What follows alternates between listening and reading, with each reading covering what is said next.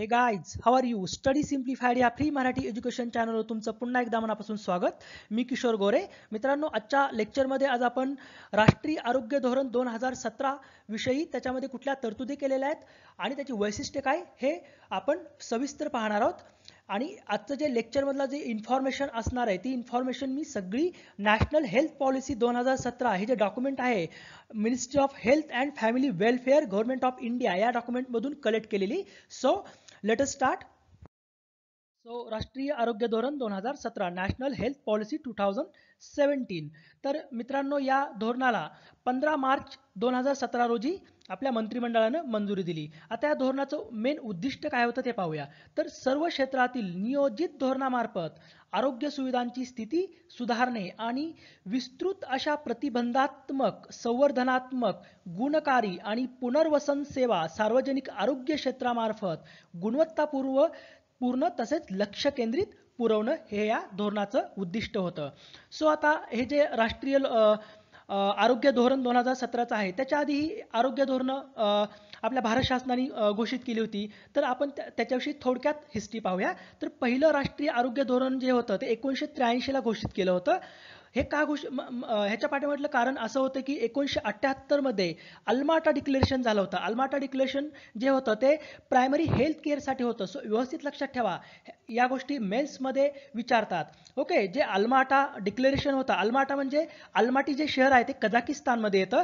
तर अल्माटी शहरामध्ये WHO ची एक परिषद भरली होती. तर त्या परिषदेमध्ये अल्माटा डिक्लेरेशन प्रसिद्ध होतं. कशासाठी? तर प्रायमरी हेल्थ केअरसाठी. ओके, त्या घोषणेला 1978च्या अल्माटा घोषणेला अनुसरून भारतात 1980 मध्ये नियोजन आयोगाने, प्लॅनिंग कमिशनने एक कृती दल स्थापन केला. या कृती दलाने काय केलं? 1943 मध्ये भोर समिती नेमण्यात आली होती हेल्थ केअरसाठी. तर या भोर समिती, तसंच 1962 मधील मुदलियार समिती आणि 1975 मधील श्रीवास्तव समिती, तसंच 1978चा अल्माटा डिक्लेरेशनच्या तरतुदींना अनुसरून काय केलं?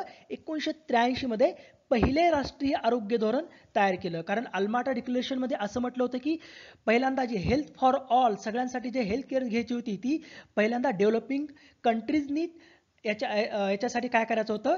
तर हेल्थ धोरण म्हणजे आरोग्य धोरणं राबवायची होती. सो हे जे होतं ते राष्ट्रीय आरोग्य धोरण पहिलं 1983 ला घोषणा केलेली होती. नंतर 1983चं धोरण संपल्यानंतर 2002 साली भारत शासनाने दुसरं राष्ट्रीय आरोग्य धोरण जाहीर केलं.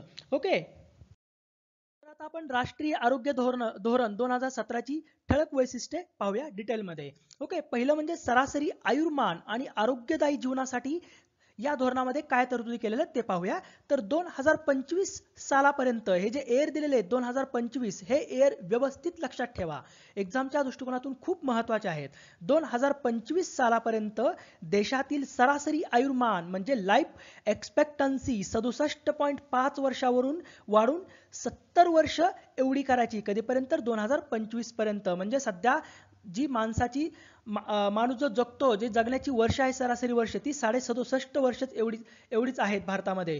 तर ती 67.5 वर्षापेक्षा जास्त माणूस जगावा म्हणून 2025 सालापर्यंत चांगल्या आरोग्य सुविधा देऊन त्याची जी लाईफ एक्सपेक्टन्सी आहे ती 70 वर्षापर्यंत वाढवायची. ओके, 2022 सालापर्यंत विविध रोगांचे रुग्णावरील ओझे मोजण्यासाठी एक इंडेक्सची स्थापना करण्यात येणार आहे. तो इंडेक्स म्हणजे disability adjusted life years index. Okay, नंतर तिसरं महत्त्वाचं वैशिष्ट्य म्हणजे 2025 सालापर्यंत उपराष्ट्रीय आणि राष्ट्रीय स्तरावरील एकूण जननदर म्हणजे टोटल फर्टॅलिटी रेट 2.1 वर आणणे. सध्या 2.2 एवढा आपला जननदर आहे, तो 2.1 वर आणायचा आहे. कधीपर्यंत?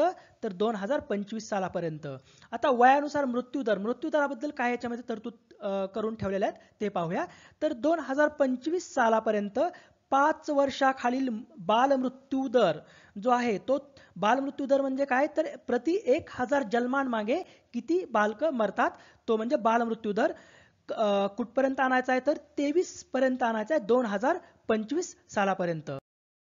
2020 सालापर्यंत माता मृत्यूदर म्हणजे MMR मॅटर्नल मोर्टॅलिटी रेट हा काय करायचा आहे? 100 वर आणायचा आहे. आणि 2019 सालापर्यंत अर्भक मृत्यूदर जो आहे म्हणजे इन्फंट मोर्टॅलिटी रेट, तो 28 वर आणायचा आहे.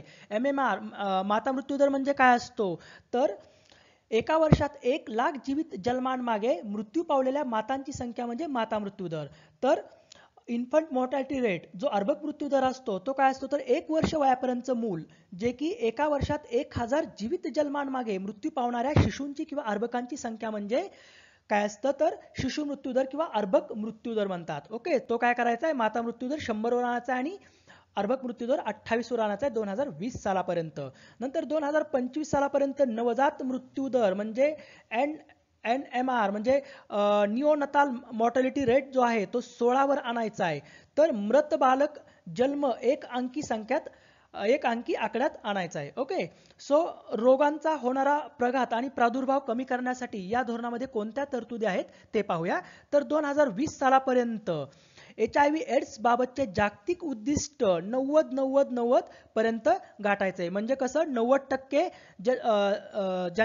ज्यांना म्हणजे 90% of all people living with HIV know their HIV status, जे सध्या त्यांचं स्टेटस बघून 90% पर्यंत ते कमी करायचे. प्लस नंतर त्यांना काय करायचंय, तर इन्फेक्शन्स HIVचे इन्फेक्शन होणारे जे लोक आहेत त्यांचे पण प्रमाण जे आहे ते 90% कमी करायचं आहे. आणि जो HIV व्हायरल होतोय त्या व्हायरल होण्याचं प्रमाण पण 90% काय करायचं आहे, तर कमी करायचं आहे. ओके, त्यानंतर दुसरं वैशिष्ट्य याच्यामधलं असं आहे की 2018 सालापर्यंत कुष्ठरोगाचे, 2017 सालापर्यंत काला आजाराचे आणि 2017 सालापर्यंत हत्ती रोगाचं भारतातून निर्मूलन करायचं आहे. व्यवस्थित लक्षात ठेवा, 2018 सालापर्यंत कुष्ठरोग, 2017 सालापर्यंत काला आजार, 2017 सालापर्यंत हत्ती रोगाचं भारतातून निर्मूलन करायचं आहे.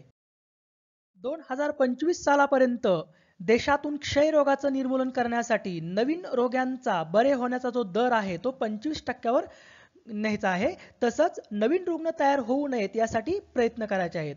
तसेच 2025 सालापर्यंत अंधत्वाची लागण प्रमाण जे आहे ते 2.25 प्रति 1,000 वर घेऊन जायचं आहे. 2025 सालापर्यंत हृदयरोग, कॅन्सर, मधुमेह किंवा श्वसनाचे रोग यांच्यामुळे मृत्यू होण्याचे जे प्रमाण आहे ते 25% कमी करायचे 2025 सालापर्यंत. आता आरोग्य सुविधांचा विस्तार करण्यासाठी या धोरणामध्ये काय सुविधा आहेत त्या पाहूया. तर 2025 सालापर्यंत सार्वजनिक आरोग्य सुविधांचा वापर 50% वाढवायचा आहे. ओके, तसेच 2025 सालापर्यंत गर्भधारणेच्या वेळी सेवांचे जे कव्हरेज आहे ते 90% ठेवायचं आहे. तसेच 2025 सालापर्यंत 90%हून अधिक नवजात बालकांच्या जन्माच्या 1 वर्षाच्या आत पूर्ण लसीकरण त्यांना द्यायचं आहे. तसंच 2025 सालापर्यंत कुटुंब नियोजनाचं जे प्रमाण आहे ते 90%हून अधिक करायचं आहे. ओके, तसेच 2025 सालापर्यंत उच्च रक्तदाब आणि मधुमेह असणाऱ्या आणि रोगावर नियंत्रण ठेवणाऱ्या व्यक्तीचं जे प्रमाण आहे ते 80% आणायचं आहे. ओके, आता आरोग्याविषयी क्रॉस क्षेत्रीय ध्येय जे राबवण्यात येत आहेत या धोरणांतर्गत ते कोणते कोणते ध्येय आहेत ते पाहूया. तर तंबाखू वापरणाऱ्यांचं प्रमाण जे आहे किंवा तंबाखू खाणाऱ्यांचं प्रमाण ते 2020 पर्यंत 15% आणि 2025 पर्यंत 30% कमी करायचं आहे. नंतर 2025 सालापर्यंत 5 वर्षाखालील बालकांचे खुरट्या वाढीचे प्रमाण जे आहे ते 40% कमी करायचं आहे. तसंच 2020 सालापर्यंत सर्वांकडे स्वच्छ पाणी आणि स्वच्छतागृहाची सुविधा करून द्यायची आहे. त्यांच्याकडे ते सुविधा असली पाहिजे. तसंच सर्वात महत्त्वाचं म्हणजे 2020 सालापर्यंत शेती कामगारांना होणाऱ्या व्यावसायिक इजेचं प्रमाण जे आहे ते सध्याच्या 334 प्रति लाख कामगारावरून निम्म करायचं आहे. ओके, सो व्यवस्थित लक्षात ठेवा.